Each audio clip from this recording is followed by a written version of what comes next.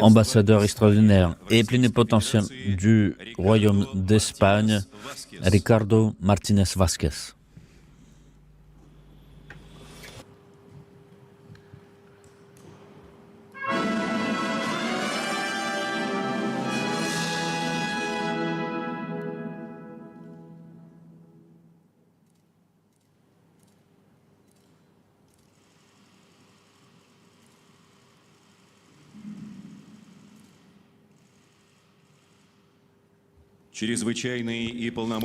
Ambassadeur extraordinaire et plénipotentiaire d'Irlande, Julian Clare.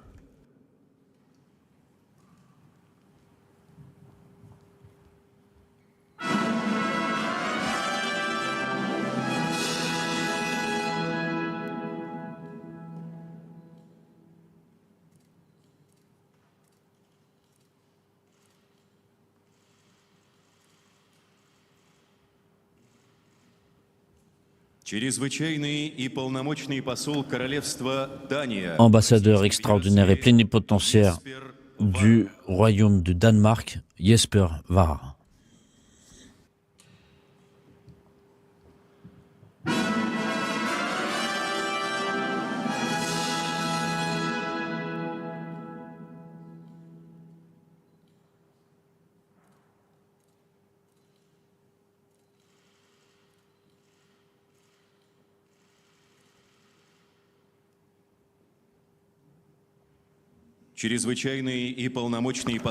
Ambassadeur extraordinaire et plénipotentiaire du Royaume de Belgique, Michel René Jereptsov.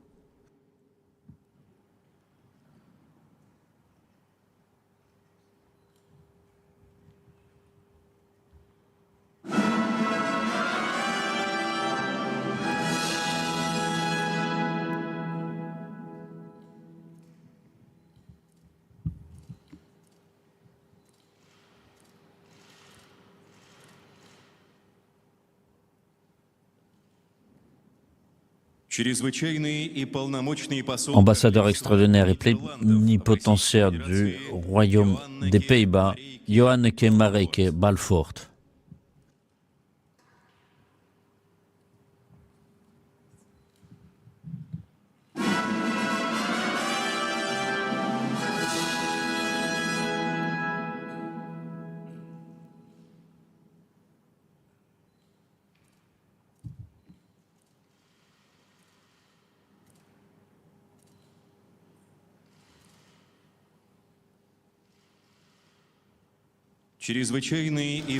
Ambassadeur extraordinaire et plénipotentiaire de la République du Kenya, Peter Mutuku Matuki.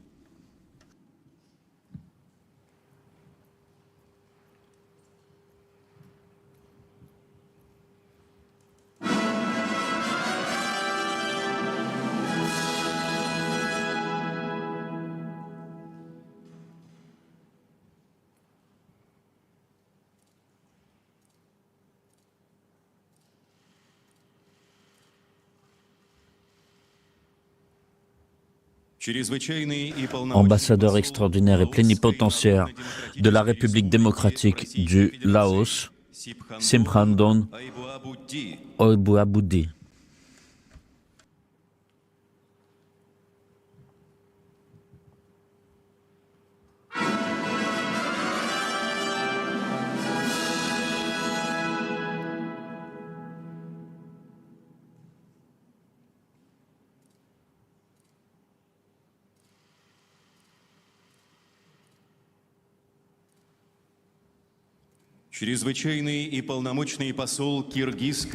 Ambassadeur extraordinaire et plénipotentiaire de la République du Kyrgyzstan, Kubanijbek Keneshovich Bokontaev.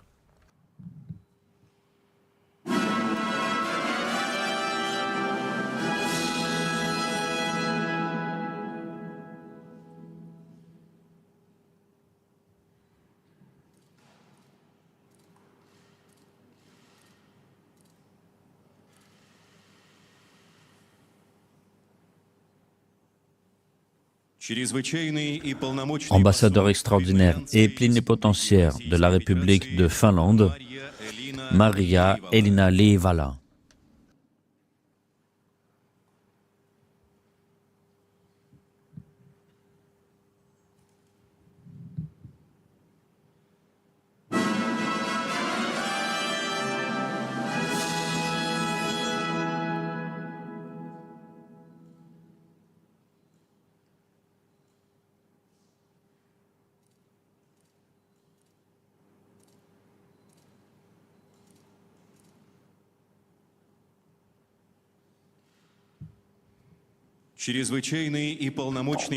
Ambassadeur extraordinaire et plénipotentiaire de la République démocratique fédérative d'Éthiopie, Genet Teshome Jirou.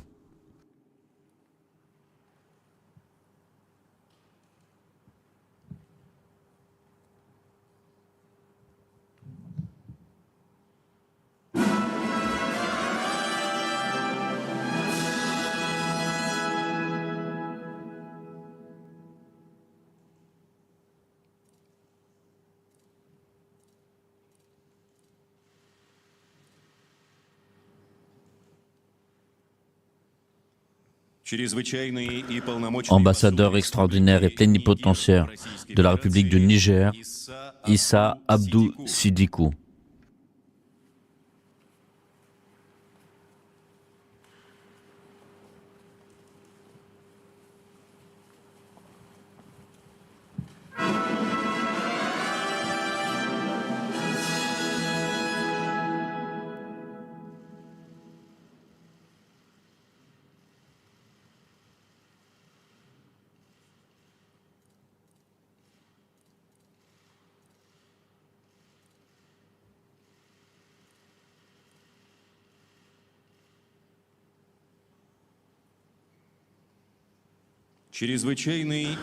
Ambassadeur extraordinaire et plénipotentiaire de la République d'Arménie, Gourgan Babkenovitch Arsenian.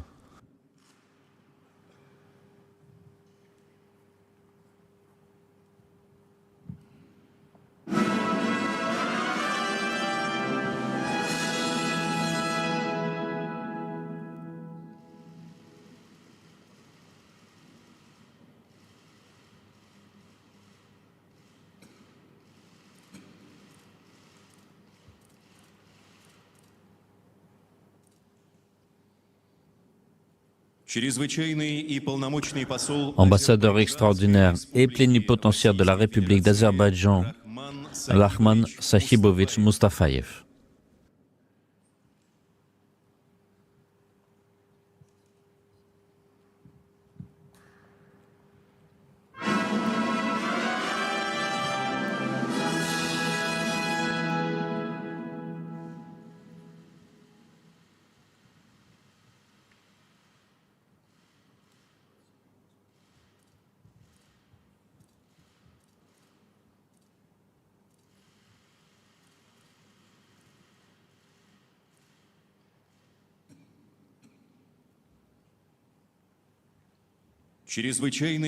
Ambassadeur extraordinaire et plénipotentiaire de la République du Zimbabwe, Mark Gray Marongwe.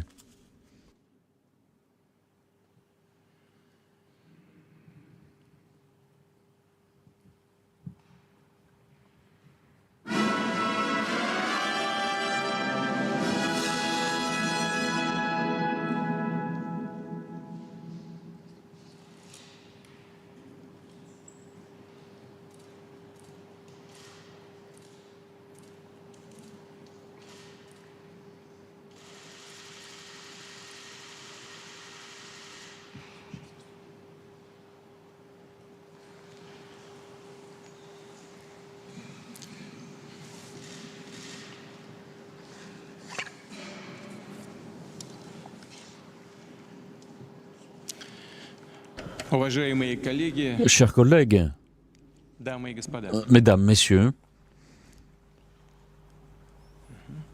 je salue chaleureusement au Kremlin pour cette cérémonie officielle de remise des lettres de créance les ambassadeurs extraordinaires et plénipotentiaires de 28 pays.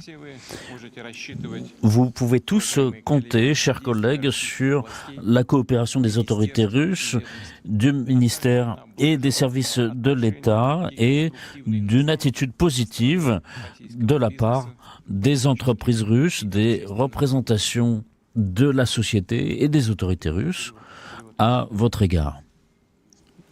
La traduction est en cours ? Oui. Vous avez la traduction, c'est bon ?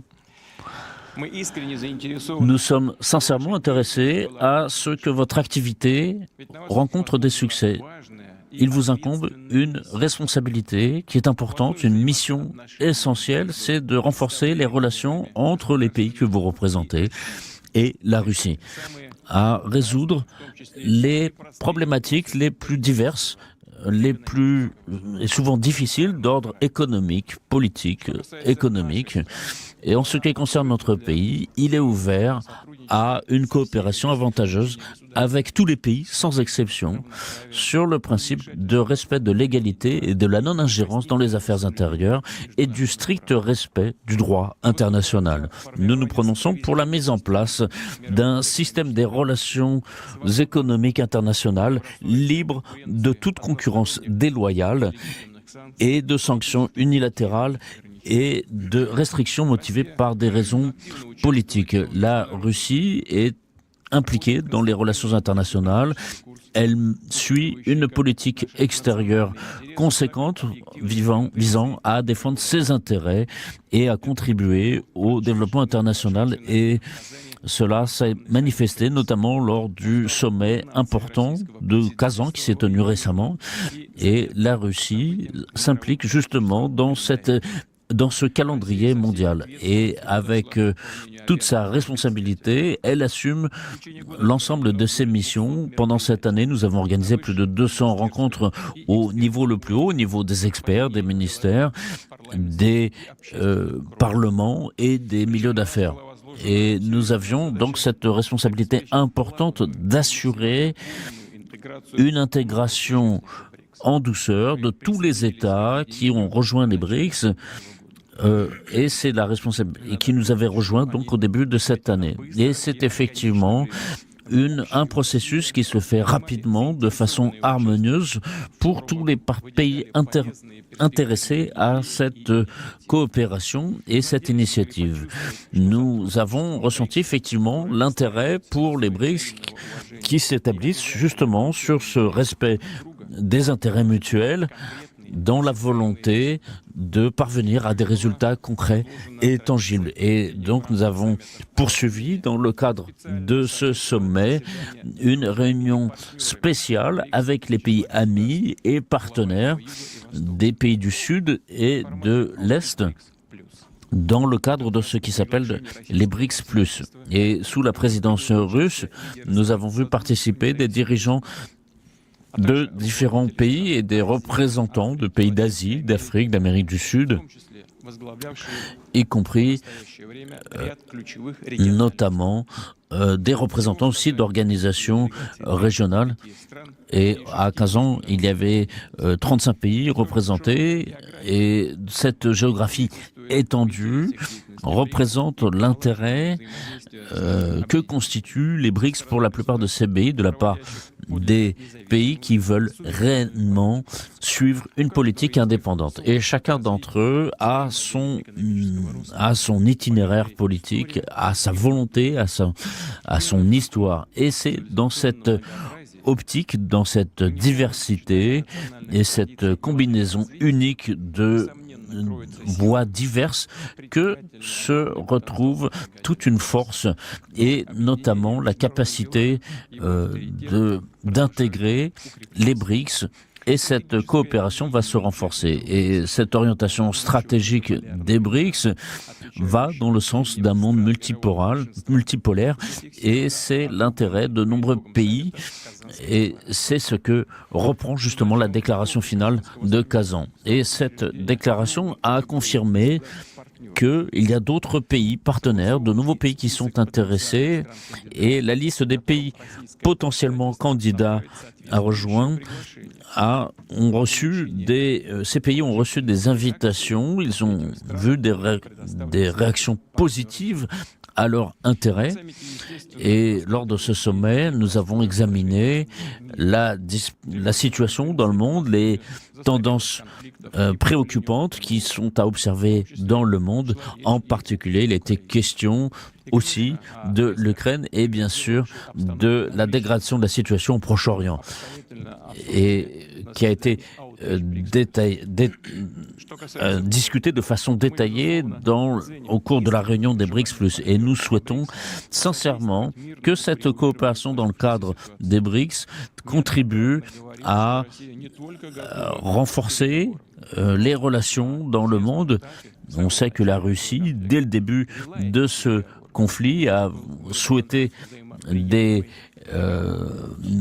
et non seulement souhaité, mais a participé à des négociations, mais la partie ukrainienne, à l'inspiration de conseils venus de l'extérieur, a renoncé à l'accord qui était presque validé. Et donc, en fait, cette volonté de renforcer l'escalade dans ce conflit, et notamment cette volonté d'infliger à notre pays une défaite, est une voie profondément erronée. Et seuls ceux qui ne connaissent pas l'histoire de la Russie et ne prennent pas en compte sa force, sa cohésion, la cohésion du peuple russe, peuvent continuer à commettre cette erreur. Et donc, mesdames, messieurs, je vous invite à contribuer justement à ce que les capitales des pays que vous représentez aient une vision plus juste et objective de la réalité politique dans notre pays. Mesdames, messieurs, aujourd'hui, la cérémonie à laquelle vous participez, où il y a vos pays, le Japon, le Canada, Israël, Malte, la Birmanie, le Burkina Faso, la Malaisie, la Bosnie-Herzégovine, l'Albanie, la Nouvelle-Zélande et d'autres pays. Je sais que nous avons des contacts au niveau bilatéral. Avec certains d'entre vous, les contacts sont réduits au strict minimum. Les échanges ont été gelés les échanges aussi sur les questions pas seulement économiques mais aussi politiques, et donc nous voudrions croire que une position juste et équilibrée reprendra le dessus et que nous pourrons reprendre nos coopérations, parce que les relations entre vos pays et la Russie ont des racines profondes en faveur d'un échange enrichissant, culturel, économique, et la volonté de travailler ensemble à résoudre les conflits régionaux. Dans la mesure où il y a ici une représentante de l'État d'Israël, je tiens à rappeler que la Russie participe de façon active à la recherche d'une solution au conflit israélo-palestinien pour éviter qu'il dégénère en conflit généralisé dans la région. Et nous appelons l'État d'Israël à trouver une solution sur la base du droit international et des règles communément admises. Il y a encore la formule des deux États qui a toujours été préconisée et qui a été validée par l'ONU, notamment par l'Assemblée générale. Il y a ici dans cette salle des pays beaucoup plus positifs dans la volonté de travailler avec la Russie, comme le Burkina Faso, le Zimbabwe, l'Argentine et d'autres pays. Et nous avons ici la volonté de travailler avec vos pays dans un esprit de partenariat, de respect des intérêts mutuels, et nous continuerons à renforcer nos contacts sur les plans économiques et politique, sur le plan culturel, du sport, de la formation.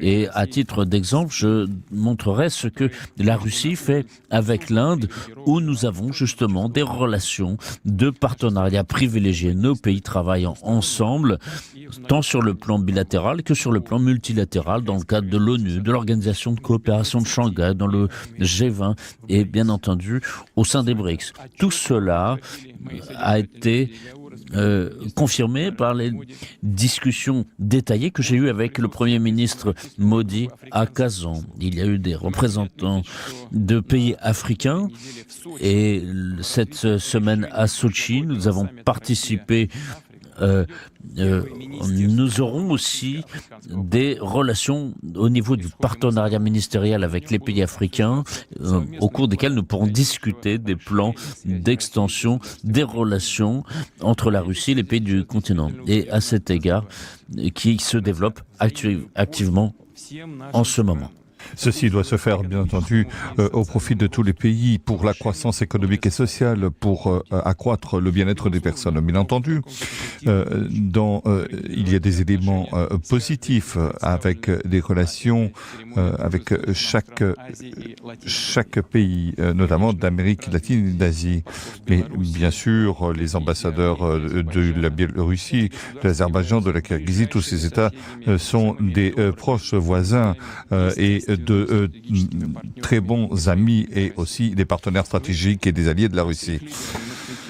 Nous avons rencontré ces dirigeants en octobre à Moscou lors de la réunion de la CEI et nous nous retrouverons à la fin du mois de décembre pour établir les résultats et les perspectives. En 2025, ensemble, lors du 80e anniversaire de la fin de la Seconde Guerre mondiale, contribution à laquelle ces peuples et ces États de la communauté ont apporté, eh bien, je souligne que ces pays frères, notamment la relation avec la Biélorussie, ont repris une dynamique importante. En décembre, nous célébrerons le 25e anniversaire de nos relations diplomatiques et il y aura à ce moment-là une réunion de l'Assemblée. Je voudrais souhaiter à la Biélorussie tous mes vœux pour la présidence de la communauté. Avec le Kirghizistan, nous avons...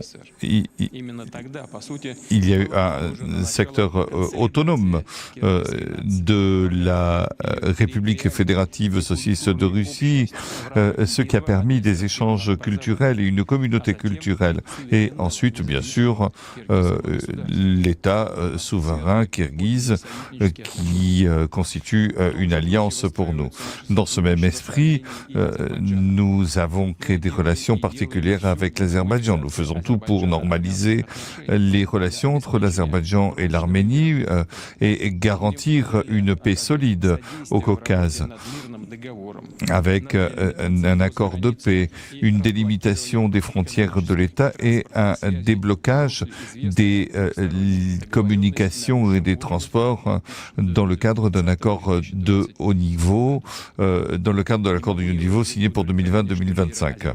Je ne peux pas ne pas exprimer mon insatisfaction en voyant l'Azerbaïdjan et l'Arménie qui ont utilisé la plateforme du sommet des BRICS pour discuter des questions essentielles pour parvenir à une paix durable et à une concorde internationale. En conclusion, j'aimerais vous souhaiter à tous plein succès dans vos fonctions professionnelles et dans votre mission diplomatique importante. J'espère que votre séjour et votre travail en Russie vous laissera une impression favorable. Je vous souhaite tous mes vœux et je vous remercie de votre attention. Merci beaucoup.